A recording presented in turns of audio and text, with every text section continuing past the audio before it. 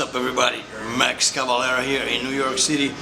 Horns up rocks. Put your horns in the air, motherfucker.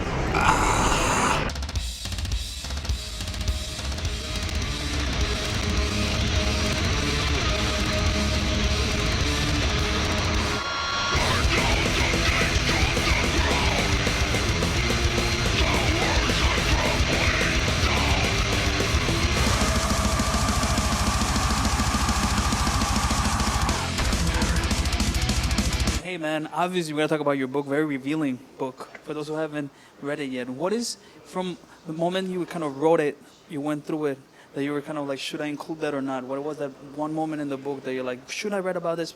I mean, does it have to do with the split of Sepultura? Tell them a little bit about, what was the hardest part for you to put in that book? I think it's the split was like the toughest thing, explain to people why I left, because a lot of people didn't know, and I try to explain the best way possible, and it goes in real nice details in the book about really I felt betrayed by those guys, unfortunately, and by my standards of personality, I couldn't stay with them, I felt that I would be doing something really wrong if I would stay, and it was a hard decision to make. The hardest decision probably my whole life was to leave a band like Sepultura, especially on the top like that, But, that's life, man. You don't plan, you can't really plan life. Life has its own way, and you have to kind of roll with it, and I think the book is very honest, which is good. I try to make a really honest approach. Even the guy that wrote it, Joe MacGyver, he goes, if you want to talk about everything, we can talk about everything. If something you don't want to talk about it, we don't talk about it. And I'm like, no, let's tackle everything. Let's make an honest book, And so I talk even about my problems with drugs and alcohol that a lot of people didn't know, that I had problems with those things. And it felt good to get that out, I was like, show people that we're all humans and we all have problems, and we all have deal with the same stuff like everybody else. The fact that you're a musician and a music star, it doesn't change you for a human. You're still human, You still have the same feelings that other people have. You have failures and problems, and sometimes, I use a different judgment back then, so I use alcohol a lot, I use drugs a lot, but it felt good to talk about that in the book, to let everybody know the truth about me and my personality, And I think in the end of the book you get a real picture of somebody that is really into his work, because I am seriously about metal, metal is my life, and I breathe metal 24 hours a day. I love discovering new bands, And hey man, we gotta talk about the Pearl Jam Eddie Vedder incident that you told me on the phone about, because that's. Would you say that kind of eventually led you into being okay? I gotta sober up, because when things like that happen, you kind of like, oh my god. Not back then, because I still drink for many years after that. Yeah, it was. I got a couple things I did that I don't regret, man. Because I think it's part of being drunk and doing crazy shit when you're drunk. When you're drunk, you become something else. You do. It doesn't. It's just something else possesses you, and the incident with Eddie Vedder became famous. Is even in the book, and it was not planned at all. It was just an accident that he was sitting by me, and I ended up taking a shot of whiskey, and everything came out, and it was right on his legs all over, But he was really cool about it, and after that I asked for an autograph for my sister, because she liked Pearl Jam, And I'm more into metal, So for me it doesn't matter much, But and I piss off Lemmy too. Like, how many guys can say that they piss off Lemmy? That's a feat. to me, now that's something that you got to be proud of it. Piss off somebody like Lemmy. Like I did a photo shoot. I had wine all over and I was spraying, and he was pissed off, man. He wanted to kill me. Like he told Gloria, like I want to kill that guy. Tell him to stay away from me. And I was like, yeah, fuck yeah. Let me tell you to stay away from you. That's good, right? That's good. We're good now. We're good. We're in good relationship now. He doesn't want to kill me anymore.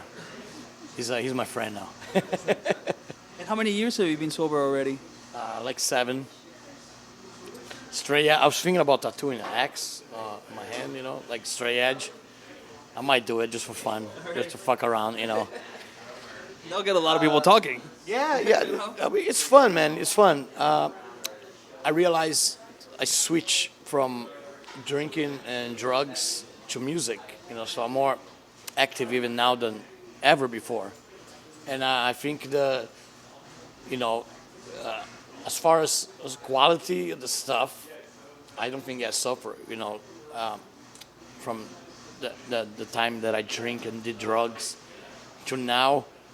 I think the music's still good, I'm still putting out good stuff, good shit, and that didn't really affect. In fact, a lot of people didn't know I was into the whole, alcohol drug scene, which is interesting to me, because I didn't really hide it from anybody, but I didn't talk too much about it either, So it was one of those things that I just, you come on a you come on a Sepultura bus sometimes, and I'll be sitting in the lounge with puke all over my shirt and just, looking like a zombie, and people come to the bus like, what's wrong with that dude?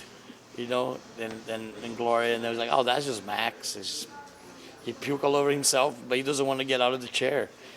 He's listening to music. He's on his own world, and that's just me, and part of that attitude still stays with me, because I still feel like I'm a kid inside. I don't want to really grow old, I don't see why you have to. I actually fight that.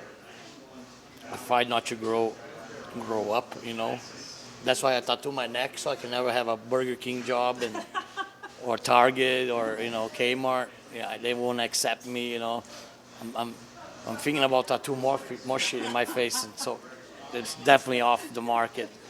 So I have to do this or I'm fucked, So, but thank God, I live for music now, which is my dream when as a kid, just to do music and live for music, and I do that right now, and it's great, It's tough, struggling, because we don't, nobody makes money anymore, Like CDs, they don't sell, and yeah, it becomes harder and harder. You got to tour more. You got to, get out there more and sell T-shirts and do all that. But I don't complain. I love my job. For me, it's not a job. That's why I try to do things on tour that change, that doesn't become robotic. Change the set list every night. To switch the songs around. And do different things on every show. Every show is different, and every show something different happen. So yeah, I do things like that. So it becomes less robotic and still fun to do what you do. You're still enjoying what you do. Which is, I think that's really important. So you don't become a miserable guy on tour. There's a lot of guys that go out there and they don't want to do it, man. And they just hate the whole thing. And I don't want to be like that. I don't want to be like that. And what's the update for Kill or Be Killed? As you know, everybody wants to see you guys tour. You guys are all very busy. Anything that you can tell them about, like when they can expect to see you guys debut on stage? Beats me. That's Gloria. Yep. We should be able to do something next year. We all busy with our own bands at the moment. I'm sure Troy's busy with Mastodon and Greg's busy with the Dillinger Escape Plan. But I think if we do it like we did the record, to put a month or 2 months off everything that we're doing and say, okay, let's do a tour on this month, you know, and don't touch that month and don't book anything on. If we do that like we did the record,